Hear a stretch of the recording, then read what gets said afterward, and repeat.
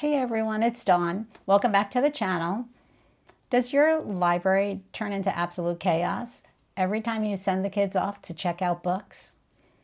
Well, it does happen.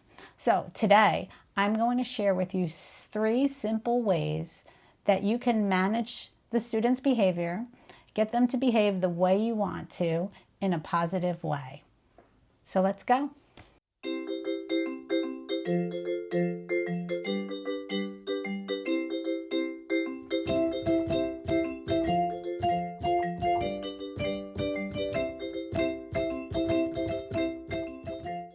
So let's just start right off the bat with kindergarten, because kindergarten, how you set expectations and rules and goals for the students in kindergarten is going to set the tone for the next 6 years.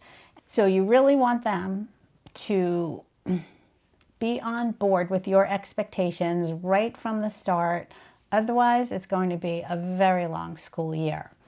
So what I do during the very first day of library in kindergarten, I do read a picture book just to introduce them into the library, to the library itself, and a little bit of the rules. I use Library Lion as a read aloud that first week, but then the second week I introduce a book called Mr. Wiggles' Library, and Mr. Wiggles is a bookworm. And from that day on, Mr. Wiggles becomes the library mascot to the kindergartners. So Mr. Wiggles' Library is a very short book. It's about book care and taking care of books. And so it introduces the kindergartners to that, what to do, what not to do.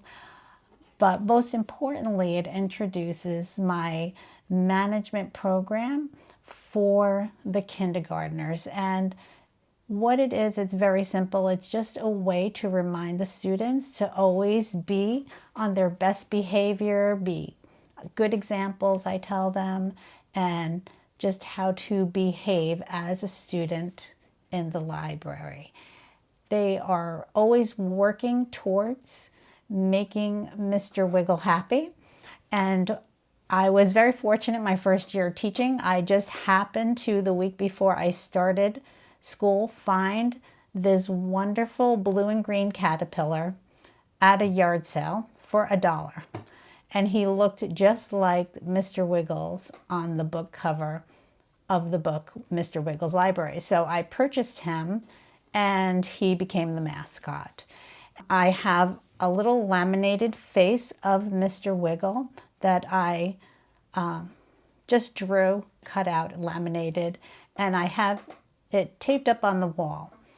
I took blue and green paper matching the colors of the illustration of Mr. Wiggle, and I've cut out circles so that we can add a circle each week at the end of every kindergarten class.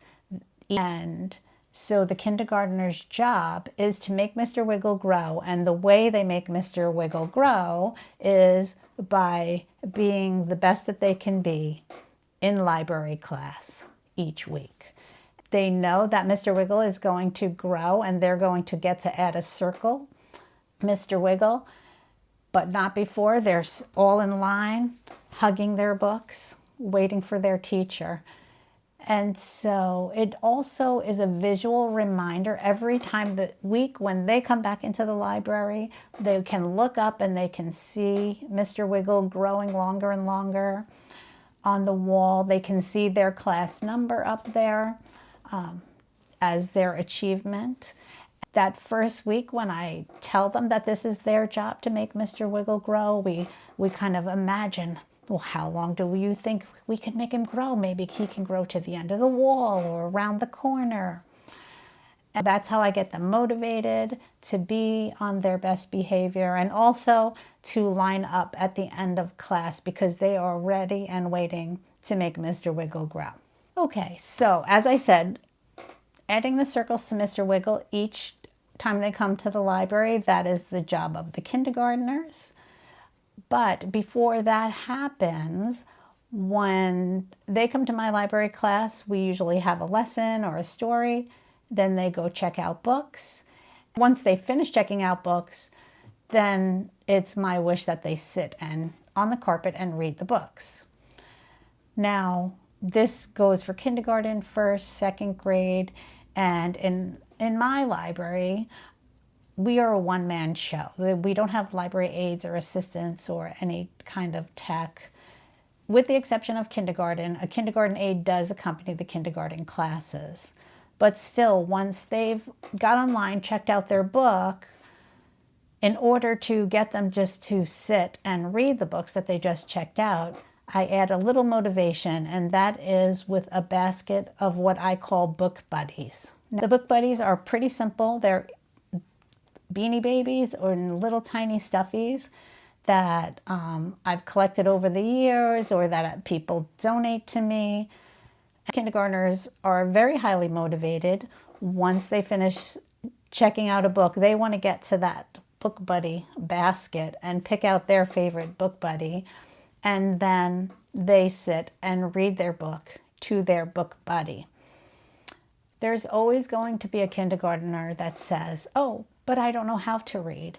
So that's my opportunity to tell them not everyone can read the words, but you can always read the pictures. Use your imagination, look at the pictures, and read a story to your book buddy. It's also a great way to promote that, emerging reading skill to the kindergartners.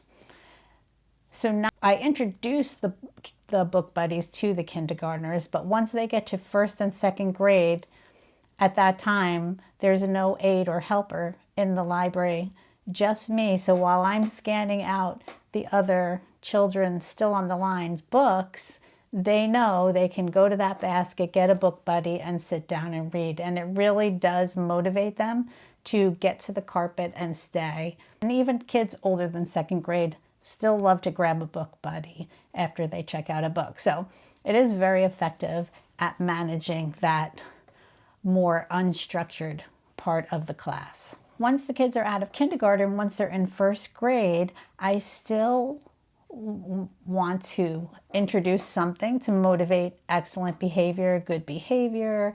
And so I introduced what I call a book ticket.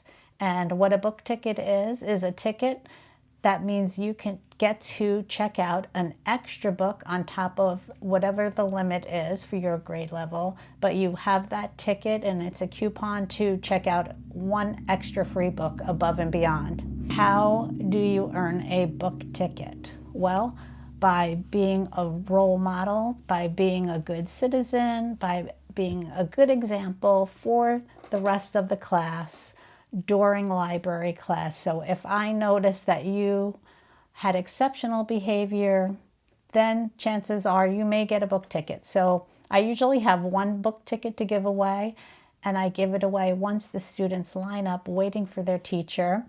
Another way to motivate them to get online, hugging their books, waiting quietly because they're all waiting for the presentation of the book ticket.